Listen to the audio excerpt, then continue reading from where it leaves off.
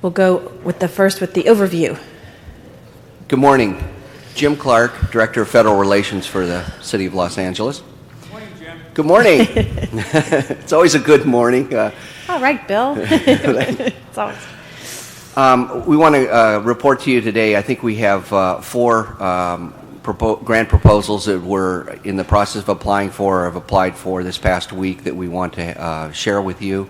And we have representatives from the departments here to present on those. We're finding out more and more information is coming out about the what they call the notice of funding availabilities or the eligibility requirements on some of these programs. Some of the big programs, yet we're still waiting on to get the eligibility requirements and the guidelines on them. But I think you're going to see that each week we'll probably for the next month and a half be bringing you 3 or 4 proposals every week for you to be looking at and reviewing. So hopefully we can get this into a process that works fairly smoothly and you can get through because you have your council meeting at 10 o'clock. A quick question on that. On these items, and I know you gave us a matrix last week or the week before, it all kind of goes together, but the last week as to things that were coming forward. Does it make sense today, of course, we're looking at some that either are due today or due Monday, and I can't remember if we talked about them last week, but kind of a precursor to the following week. Oh, there, great. To the following week, right. Does it make sense to say, anticipate these for next week? If you have any issues or questions, we're going to be working on it. Exactly, okay. and I can go through those and talk about those as well too. And you should be getting a updated matrix every week, as I said, because the new requirements come out and the new funding things. And those, I don't know if I've seen those, and it may just be. Are you sending those each week on updated matrices? When does it get? Bill Kreitz with the CAO's office. Good morning. Good morning. Yes, we have a matrix. Well, so far I sent it. It looks like this when it's printed in color. Right. Obviously, it doesn't look that way in the Xerox machine, but it is part of the package that looks like this. It's okay. It's the legal size document that's part of that package that was sent out a little bit late yesterday. But if the committee members have this package, it is part of that. Okay, so it was late yesterday. Okay, yes. Maybe we didn't necessarily see that because if it came out late yesterday.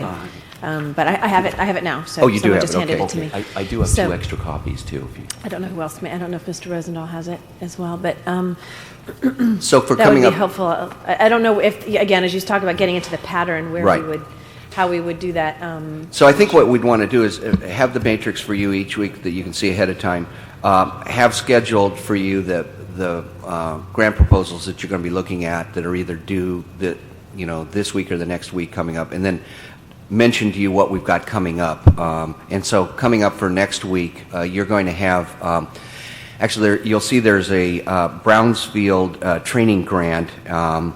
And that's available. We're not going to be applying for that. We're going to support a grant that's going to be done by the Conservation Corps on that. We decided that they were best suited to do that.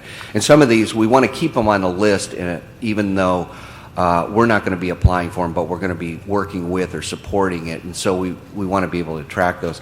The other thing you'll be probably getting is 3 separate proposals on funding under various clean diesel energy efficiency programs. Those will be coming up next week as well too. But this week what you've got is one on local mentoring program for youth. You've got one on the WIA Senior Community Service Employment Program.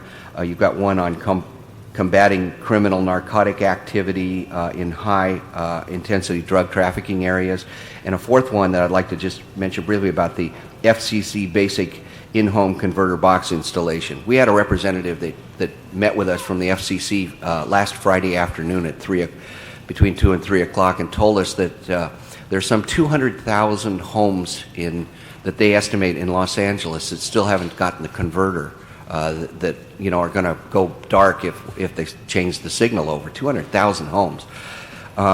And so they've decided that, and they're only going to put 12 to 18 AmeriCorps workers here to be able to help out. So came to a quickly realization that they needed more help. So they're putting out money for organizations to help go in and do installation in people's homes, hook up the converter boxes, show people how to get it synchronized, show people how to work it, and in case they're troubleshoot it.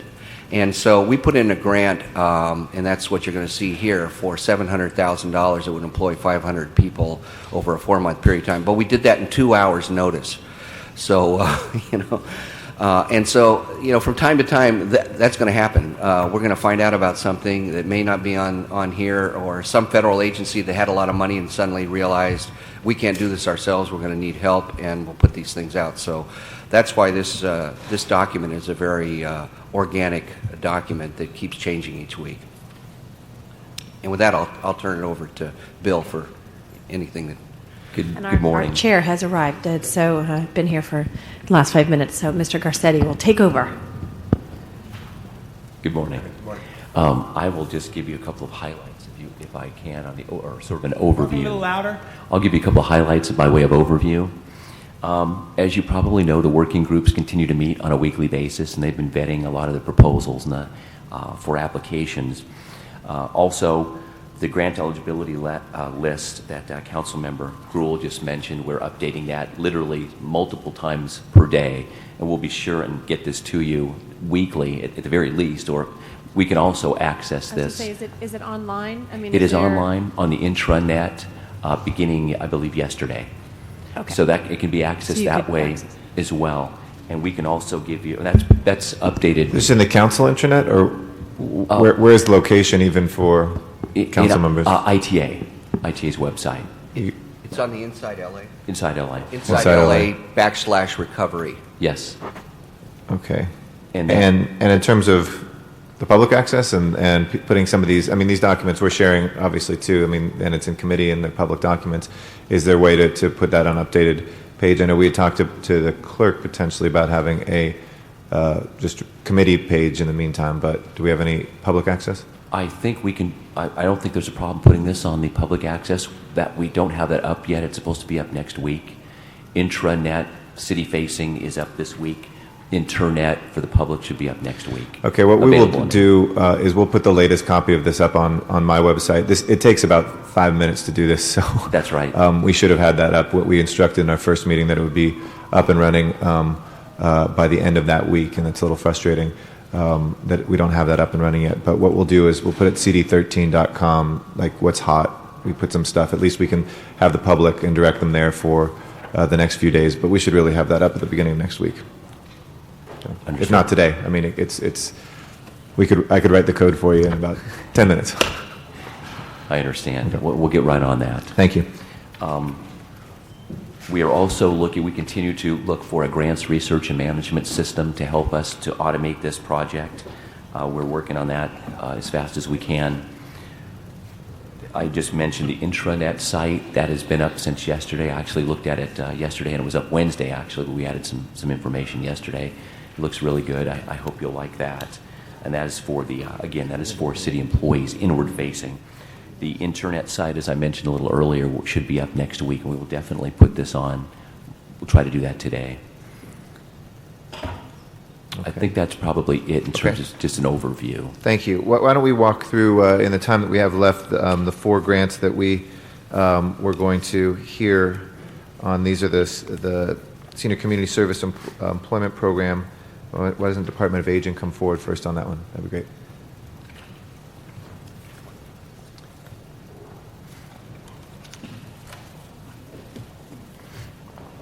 Good morning. Good morning. James Don, Department of Aging. Mm-hmm.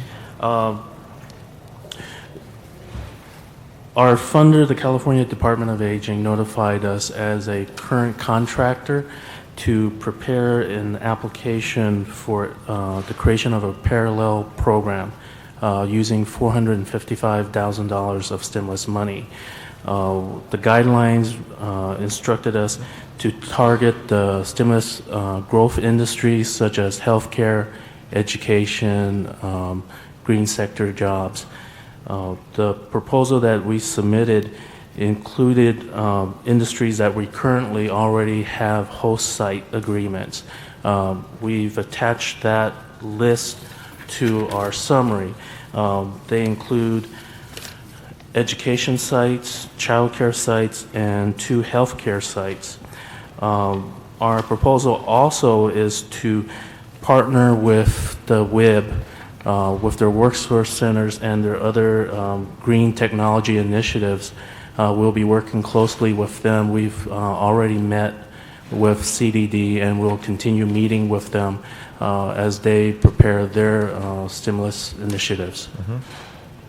And this is pass-through money that the state has been allocated from the federal government, or is the state was alerting you to direct federal money coming to the city?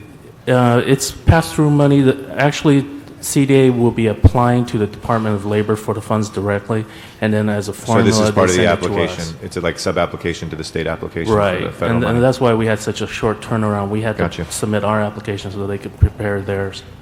The match piece, the 45,000 or 46,000, meet with a combination of existing city contribution. Mr. Parks made a good point. I know he's not here today, but as we're looking at it's not that this tracker doesn't have enough columns already, but we may want to add something that just says match on that and what percentage, so that we can know that as well.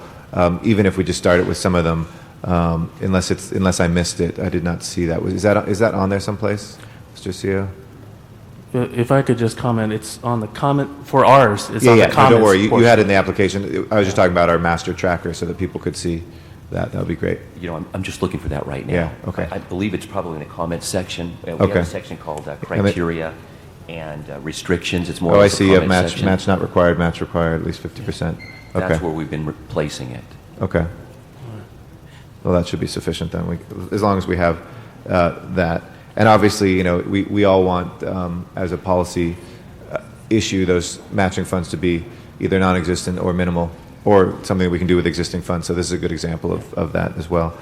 And what is the deadline for hearing back? Did they say what? They should be anticipate? notifying us sometime this week officially what our award amount is. Oh, really? Okay. Yeah. That's a pretty quick turnaround.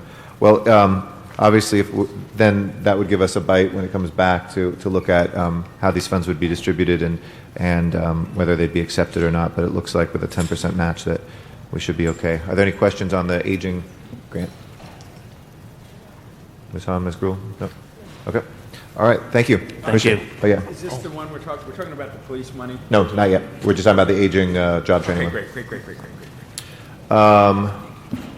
Second one, yeah, if we can talk about the LAPD grant, Combating Criminal Narcotics Activity, stemming from the southern border of the U.S.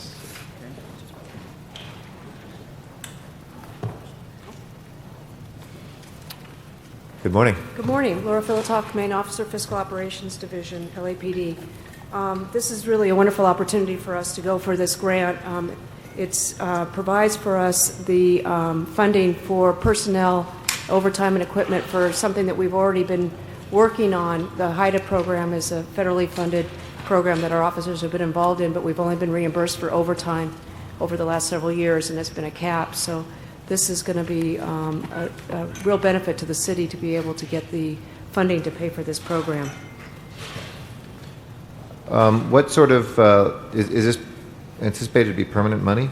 Pardon me? Is this ongoing money? Well, it'll be for 2 years. For 2 years. So, Right. And are we anticipating new hires just from this? Or does it fit into the existing hiring schedule of It's LAPD? going to, I don't believe, are we going to be doing additional people into the program? No, it's the Okay. existing people that are already working on it. It's a multi-agency, part of a multi-agency task force. Okay. That's a good thing. Yeah, and we'll be able to buy the equipment for those folks as well, so that's good.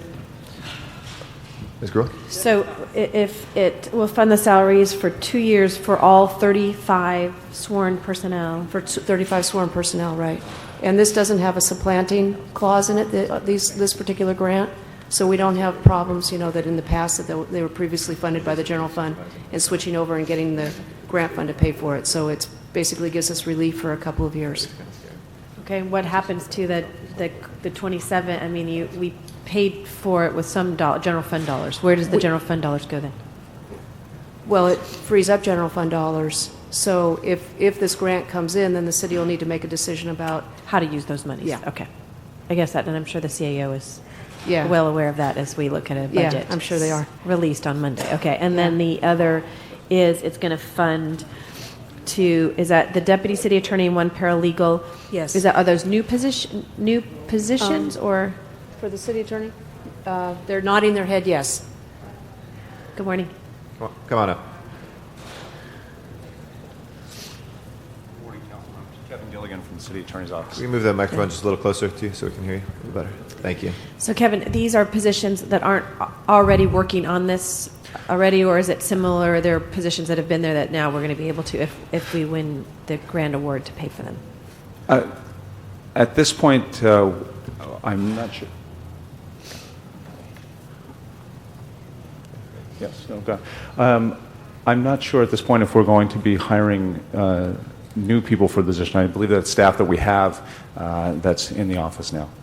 That'll be paid. That's an important point to find out. Yeah, and I stand corrected. It's going to also pay for an additional squad of eight officers. 8 as well. Yeah.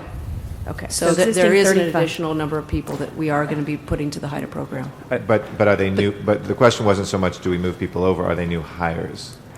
Well, in other words, you can take existing police officers, say we're creating a new squad out of these folks that used to be over there, or Right. from the academy class that was already going to be hired anyway. Essentially, that's what happens anyway, the way that our department funds its personnel. The new hires, I don't want to get into a long discussion about how we pay for our new people, but it's all part of our position and salary base, so it's offsetting city cost. So there's 35 sworn personnel, which includes the 27 Right. plus the 8. 8, Okay, yes. That I understood. Okay, Yeah, the okay. 27 plus 8. Yeah. I knew it was the 35. Yeah. The 8 are new positions, whether again it's moving Reassigned. people or reassigned or whatever. But Right. those 35 people will now be paid for if we're successful by grant funds. Exactly. So the value of those 35 police officers either can go towards Yes, hiring something- new officers for those or some other funding Some other, source. right. Okay. And if we could just find out on the city attorney base too. I do believe that there will be new positions as well. All right. If we just confirm that, that'd be great, Kevin. Yes. Yeah, and just on that, I mean, I think I'm not on the budget committee, but we've got 2 of the budget committee members that are here. If we're talking about new hires through the grant process that is only 2 years, and then we have an obligation, that's I think inconsistent with our current policies. But you all can speak to that more. Mr. Rosendahl? Good morning. First of all, it's great when I pick up the briefing book and I see a fresh 13 million, right? Okay, so we're happy. That's story one. Story two, as we're going through this process, how much additional funds do you see us getting that augments our overall LAPD budget as we're going through? Do you have any sense? Because to me, this is another wonderful Christmas tree bulb, or it's another added support Right. to our LAPD. Well, it's difficult to give you a good solid number because we don't know yet Yeah. what the outcome is of these grant Right. requests. For example, the COPS one we spoke of last week. Right. We have no way of knowing. Sure. This particular one is 13 million. 11 million of that is salaries. The remainder is equipment, which Yeah. are one-time costs. Right. But it really, we only know as we go along what we're going to be proposing. So it's kind of. Okay, I so think at the we're- end of this process, we're going to be able to give you a good idea Yeah, of what the total. And as you do that, as we go through the budget process, because the first thing I'm saying, I recognize now that our new president is saying that the border issues and Mexico and drugs are related, Right. and we, the federal government, have some responsibility to assist local government in that issue. So I'm seeing a policy shift from the Bush administration, from Right. where Bush was Right. to where Obama is, and that's extremely positive for us. Secondly, as we're in this budget crisis that will be unveiled with the mayor's budget next Monday, the clarity is that whatever monies come into the pot, and as far as I'm concerned, these $13 million is just adding on to our existing mission. position, which is dealing with the war on drugs, dealing with the crime associated, dealing with the gangs. It's all intertwined, and so therefore this is more money for us to do our operating budget. The big issue we're going to have on budget, frankly, is positions that get created and how we do the long-term funding. Right. So when we get to the budget, that's what I'm going to look at, is how it all packages. For instance, you know, historically, the rape kits, that was a policy decision not to do all that stuff up until 2 years ago, and now everything is moving in that direction. Right. And that I consider basic police work as part of investigation. Also, issues about the police budget have to do with sworn officers doing civilian jobs. And as we put all that mosaic together, these kinds of monies play certain roles within the mix. So I'm not going to go so far and say, well, after 2 years, what do we do at this particular point? But what I look forward to is when the budget process with the LAPD goes forward, that we put as much on the table of funding sources and grants and so on, and then take a deep breath and look at what impact it Right. has. But on this particular one, it really gives the general fund relief Yeah. for a couple of years. Yeah. And it's a no-brainer. It's wonderful. Yeah.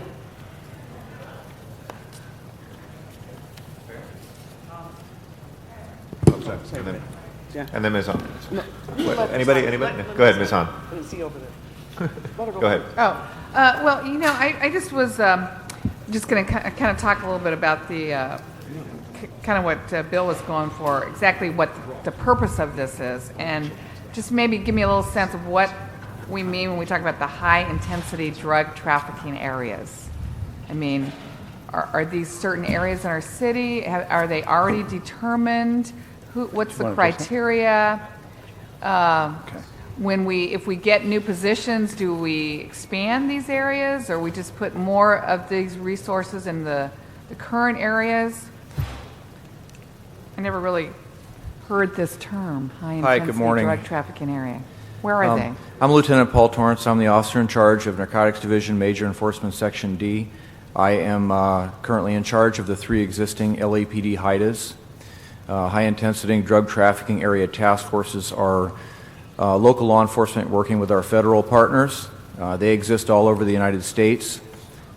They are in major cities all over the United States, and these are groups of experienced detectives that work in conjunction with DEA agents. They conduct surveillances. They work with federal Title III wiretaps and state wiretaps, and then they put together complicated narcotics investigations that ultimately result in major arrests or federal indictments. We have 2 narcotics HIDAs within LAPD, HIDA 44 and HIDA 51. So how many of these areas, these high-intensity drug trafficking areas, are there? Ma'am, I don't know the exact number, but I know they exist in major cities all across the United States. I know, but I mean, we're applying for a grant to kind of increase the resources for these high-intensity drug trafficking areas, right? The proposal, as I understand it, is to increase or to add a HIDA group that would be a gang homicide HIDA, which is something that is a newer idea, something we started in January with HIDA 52. And this would be using the same theory. So there's really not areas. That's a misnomer. This HIDTA is not really an area. Councilmember Hona, I believe that's a designation what that I'm comes getting- from the feds. That's a Okay. designation that they make in their areas and make funding available We don't have as part certain of it. areas in the city that we're focusing on. No, I believe it's a regional area. It goes beyond city borders. Yes, I would say that's correct. So all of Los Angeles is one of these areas. I believe that's correct. Yes. Okay. Of course, one of our issues, obviously here in LA, is our safe access for, medical cannabis. And in the past, we've had some run-ins with the feds and LAPD on raiding those clinics. Is any of these resources directed towards that kind of activity? No. Okay, so this is all about, what exactly are you going after?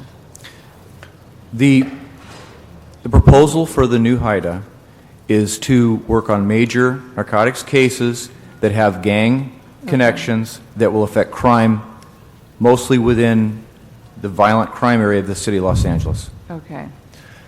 And if I may, Councilman, and the city attorney's office, support to that would be to support the officers that are assigned to the HIDA to do real property, narcotic, nuisance, and gang abatement. So they will, LAPD, HIDA, the others will investigate the problem locations and provide the evidence to us, and then we can bring actions against property owners where nuisance activity occurs. And we have not done that historically, so this is something that we're trying to add to this. Okay. But again, our safe access folks should not worry that this is in any way targeting those clinics. No, ma'am. The HIDAs don't do any enforcement against medical marijuana clinics. It's not part of their mission.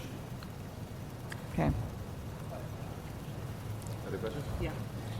Ms. Perry. Thank you. Should we be successful in obtaining this money, talk to me about what the city's strategy is in place. I'm going to ask you 4 questions. The maintenance of effort and how we will pay for related costs so that we can sustain this beyond the amount of the grant.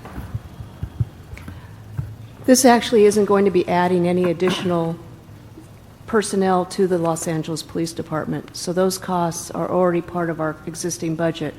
For 27 of these people, they are already working on this on these task force, and this is going to give us relief for 2 years because it's going to reimburse us for those costs, which right now are part of the city's obligation. So what about the 8? The 8 are also part of our.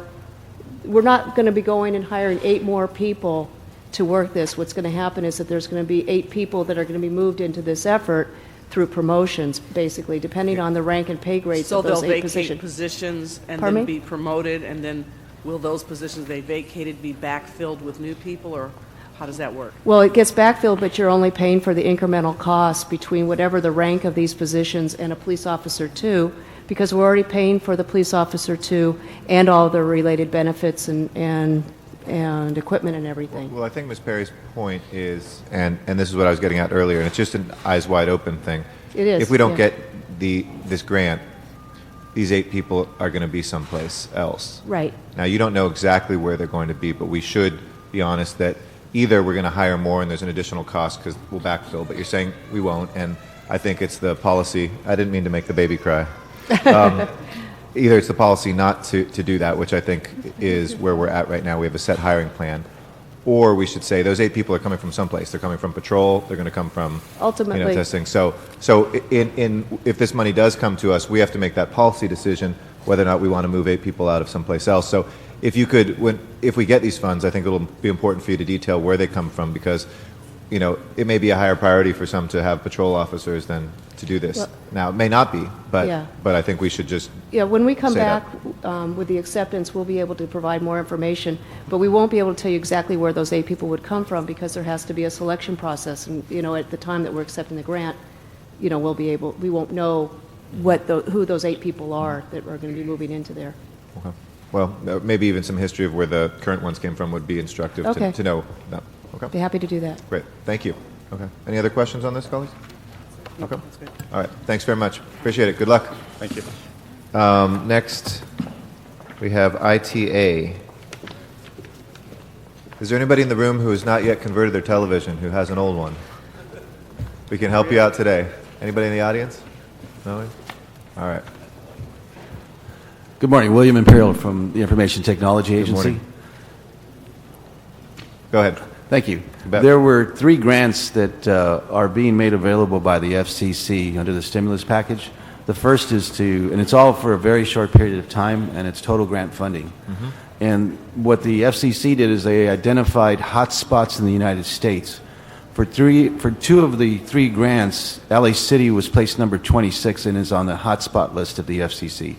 So we would qualify for the first, of which we already applied for, was for assistance to city residents in regard to the basic in-home installation, actual help in the home with regard to the installation of these converter boxes that are needed to assist these people that are still over the air recipients of their television signal. It wouldn't apply, of course, to cable subscribers or satellite subscribers. So the second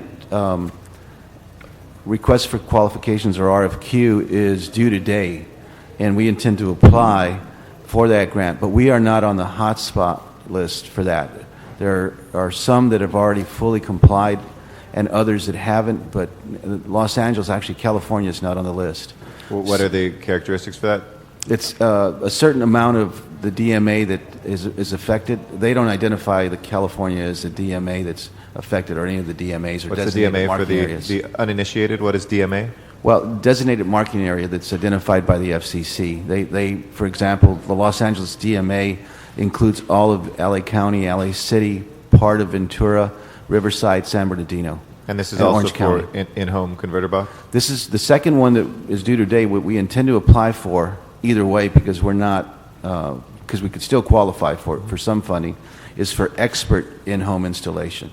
And this is a different request for qualifications process that they have.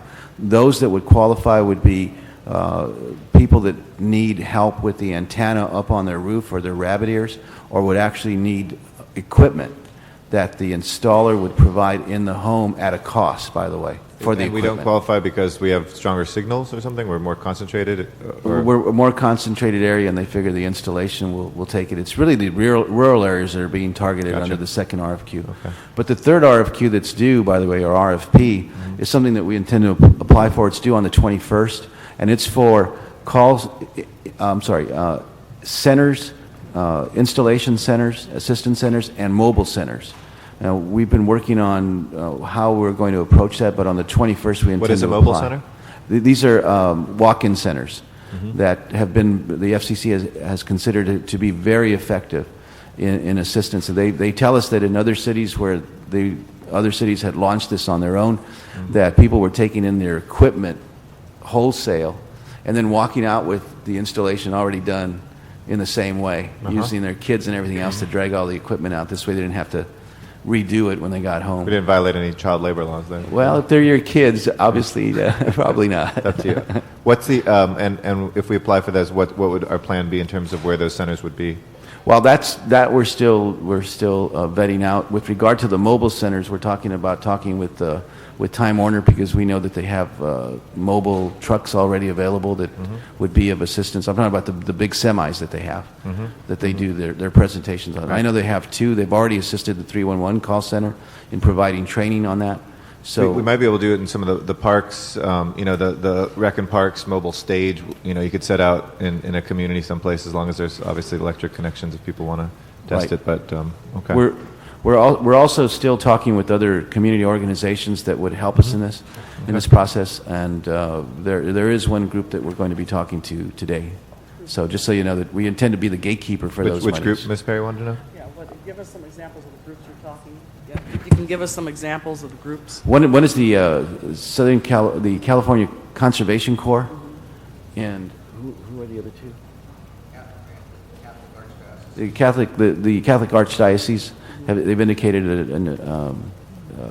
that they would want to participate in this.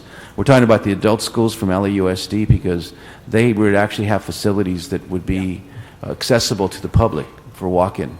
So that's what we're looking at right now. Okay. All right. Ms. Hahn or Mr. Also PACE. Are we talking Mr. about? No questions? Well, the only question I have, Yeah. That's no questions. how many potential constituents are we looking at that haven't been able to switch over? Do you have any sense of that? Relying on the FCC numbers, right? It's 200,000 that are That was City of LA? in the city of LA that are either partially unprepared or totally unprepared. Okay, There's a 5% number actually for If they unprepared. say there's 200,000, then does that be compelling enough for them to give you the grant to work it out? That's probably Yes. 200,000 more than anybody else. Absolutely, no. It's a compelling argument. They've told us that we have Let's just get those numbers clear. So you said 200,000 people or households. Households, so that's more than 5%. Well, actually, it's 13.9 that are either partially unprepared or unprepared. So it's about 14%. So Right. yeah, about 1 out of every 7. And the number's been going Angelinos. down, by the way.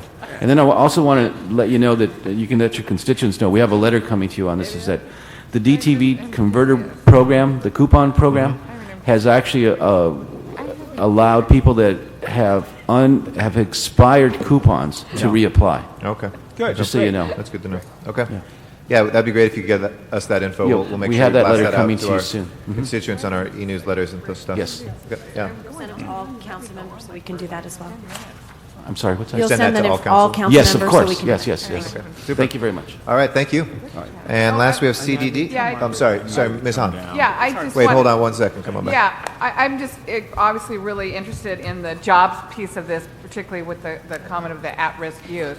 So I just want to make sure you're working with our gang reduction zone areas. And I mean, to me, that's kind of the areas where we know our kids are at risk. And I mean, obviously, want to make sure the outreach is. We have a whole network in place in the Watts community, for instance, with the summer jobs program. We already have kids that we've identified. They've already filled out applications for jobs. So I'm real concerned with that piece and how our young people can benefit from this. Yeah, our first RFQ actually is geared toward that, toward seeking out summer jobs for the youth. Because the window is very short, by the way, Right. to roll this out between May Right. and the end of So July. are you working with the mayor's office on that? Are Yes. You working, okay. Yes. And because we have a real established program in Watts, and we've got the whole network, the whole system. Michael Rainwright is kind of ahead of that. So I really want you to connect with him on this. Yep.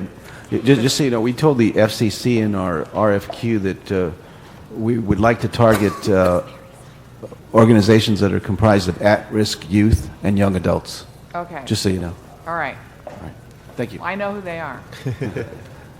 Thank you, Ms. Han. If we can have the Community Development Department come forward. Thank you very much. Thank you.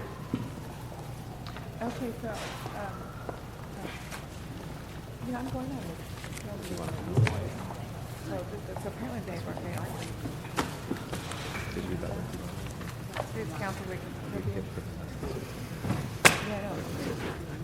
Good morning. Good morning. I'm Farida Avila from the Community Development Department.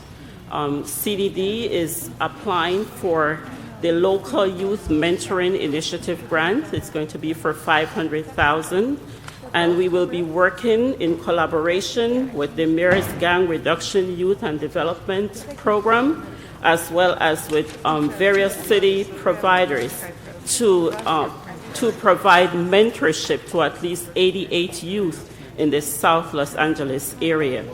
The focus of this grant is going to be a mentoring program in the health, medical, and technology sectors. The model is going to be based on our successful Stand and Deliver model, whereby students and the various youth are going to be matched with mentors, not only to guide them socially as well as in the various job areas that they're going to be working in. Okay.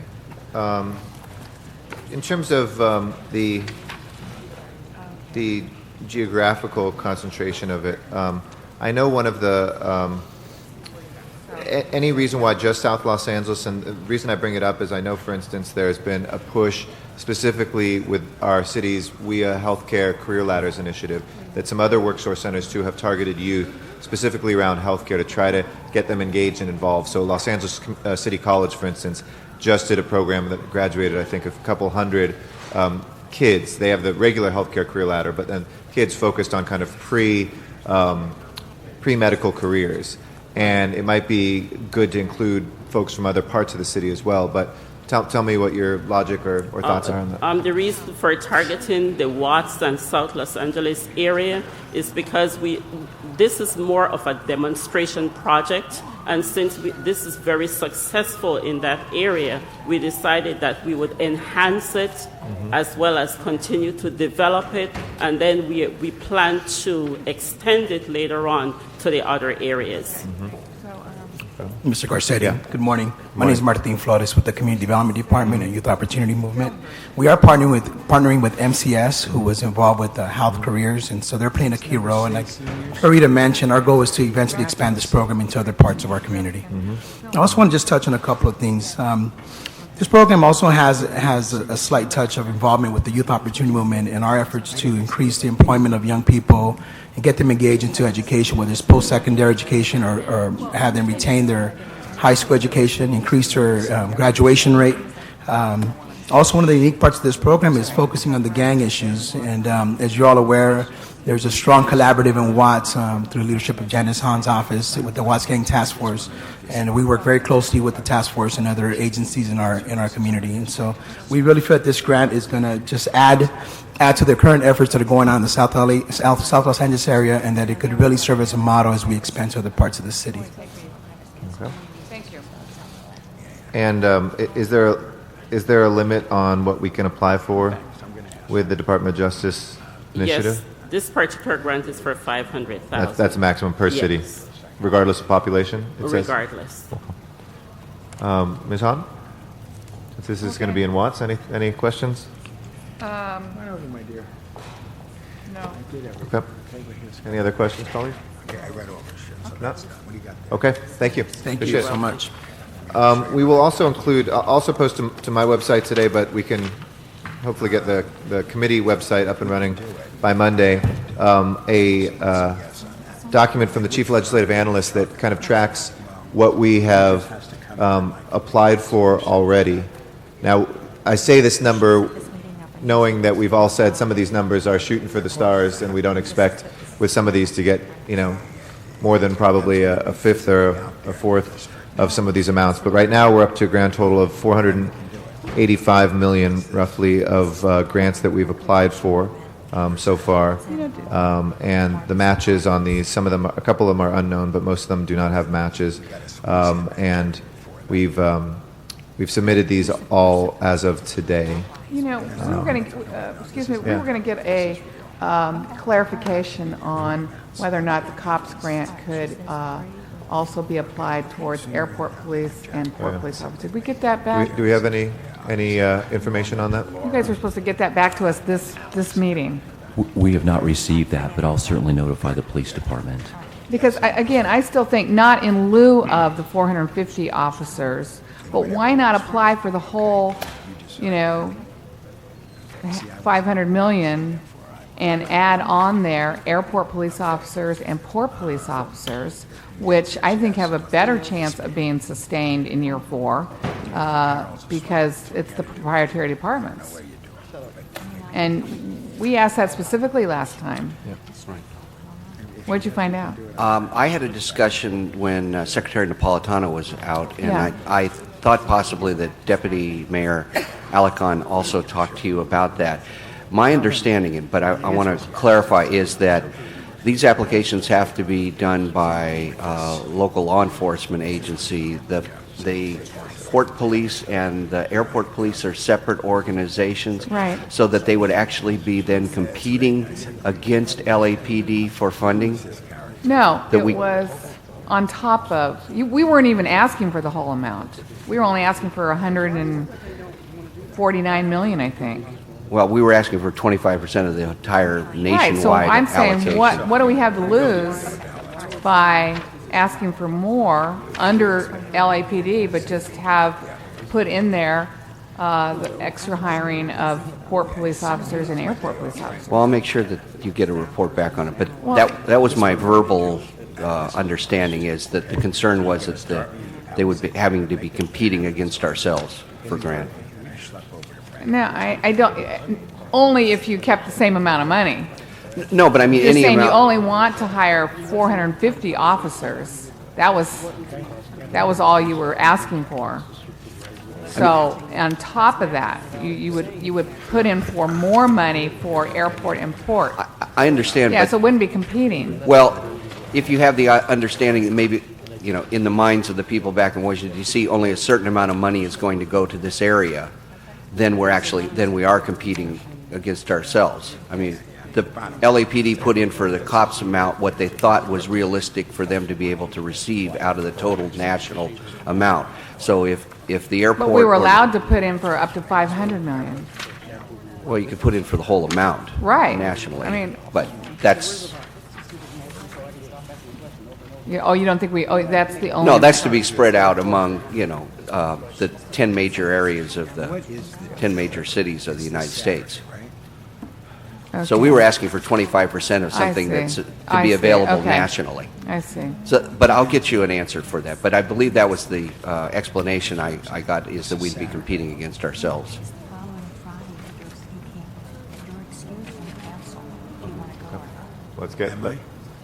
Let's maybe get a full reckoning on that for next week. Yeah. Okay. Thank you. With that, do we have any cards for the committee?